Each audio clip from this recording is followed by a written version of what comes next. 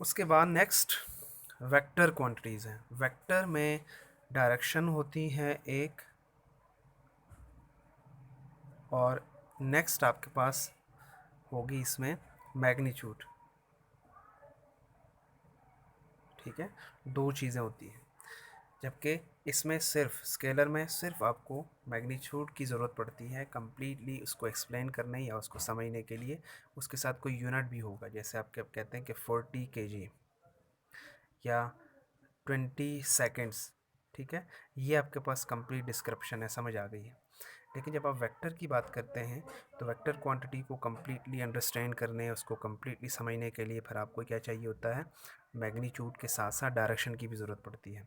आप कहते हैं कि 5 न्यूटन फोर्स, ये इसकी मैग्नीट्यूड है, लेकिन जब तक आप इसमें नहीं कहेंगे from a to b, from b to a, from left to right, from up to down, from north to south, from east to west, इस तरह की कोई बात नहीं करते, डायरेक्शन को शो नहीं करते, डायरेक्शन को मेंशन नहीं करते, तो आपको वो क्वांटिटी की समझ नहीं आती, कंप्लीट डिस्क्रिप्शन उसकी नहीं हो सकती। तो ऐसी क्वांटिटीज़ में हमारे पास डिस्प्लेसमेंट है, वेलोसिटी है, फोर्स है, मोमेंटम है, टॉर्क है, ये सारी वो क्वांटिटीज़ हैं जो वेक्टर क्वांटिटी हैं। ठीक है, और मैस है, टाइम है, ये लेंथ है, वॉल्यूम है, स्पीड है, वर्क है, एनर्जी है, ये वो क्वांटिटीज़ हैं जो स्केलर होती हैं। अब नेक्स्ट में देखेंगे हम कि वेक्टर को रिप्रेजेंट कैसे किया जाएगा। स्केलर के लिए रिप्रेजेंटेशन की ज़रूरत नहीं है, स्केलर जस्ट आप लिख लेंगे 1 2 3 4 5 नंबर्स, ये स्केलर है। सिंपल आप उसकी क्वांटिटी लिख देंगे, मैग्नीट्यूड लिख लेंगे, वैल्यू लिख लेंगे, वो समझ आ जाएगी। लेकिन वेक्टर जो कि डायरेक्शन भी इन्वॉल्व है इसमें, तो इसकी रिप्रेजेंटेशन दो तरह से हो सकती है। ठीक है, सबसे पहले हमारे पास ग्राफिकल रिप्रेजेंटेशन है वेक्टर्स की। तो ग्राफिकली वेक्टर को रिप्रेजेंट करने के लिए, ग्राफिकली मीन्स उसकी पिक्चर ड्रॉ करना। ठीक है, पिक्टोरियल वे ऑफ रिप्रेजेंटेशन इसका ग्राफिकल वे। उसमें सबसे पहले आप एक स्ट्रेट लाइन ड्रॉ करते हैं, this straight line shows the magnitude, और फिर इस लाइन के ऊपर किसी भी एक साइड पे एक एरो डाला जाता है, लिखा जाता है this arrow head shows the direction. ये आपको डायरेक्शन शो करेगा, और ये जो लाइन है ये मैग्नीट्यूड शो करेगी। ठीक है, तो आपके पास ये कंप्लीट डिस्क्रिप्शन है।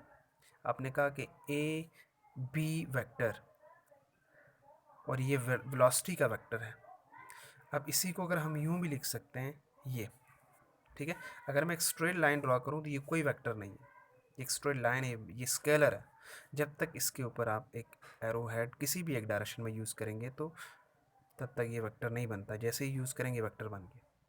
ठीक है, समटाइम ऐसा भी मिस्टेक करते हैं स्टूडेंट्स, वो दोनों साइड पे वेक्टर यूज़ कर डायरेक्शन शो करते हैं, एरो हेड यूज़ करते हैं, तो ऐसी कंडीशन में ये वेक्टर नहीं है, क्योंकि ए वेक्टर की एक टाइम में एक ही डायरेक्शन हो सकती है।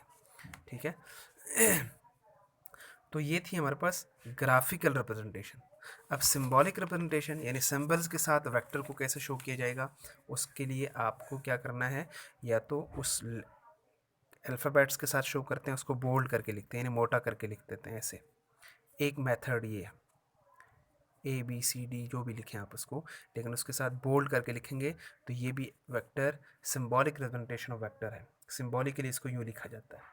ठीक है, सेकेंडली ये हो सकता है कि सिंपल लेटर्स लिखें, उसके ऊपर एरो डाल दें, ये भी हो सकता है।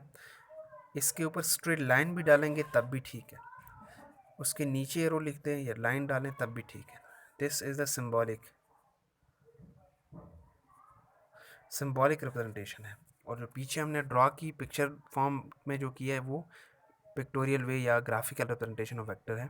तो स्केलर के लिए सिंपल, स्केलर के लिए क्या करेंगे, स्केलर के लिए ए बी सी डी या ए बी सी डी इस तरह करके लिखा जाएगा। इसके ऊपर कोई एरो नहीं लिखना स्केलर के लिए, और ना ही कोई इसको बोल्ड करके लिखना है।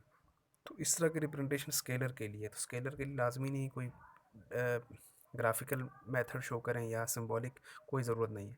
ये सारी बातें हो रही थी सिंबॉलिकली कैसे वेक्टर को शो करेंगे ये, और ग्राफिकली कैसे शो करेंगे, ये आपको कम्प्लीटली मैंने समझा दिया। अब इन वीडियोस को रिप्ले करें, बार बार आप देखें और इन चीज़ों को क्लियरली कंसेप्चुअली समझें, ताकि जब आपसे आपका टेस्ट हो, एग्ज़ाम हो, उसमें तो कॉन्सेप्ट बेस्ड क्वेश्चन होंगे। अल्लाह हाफ़िज़।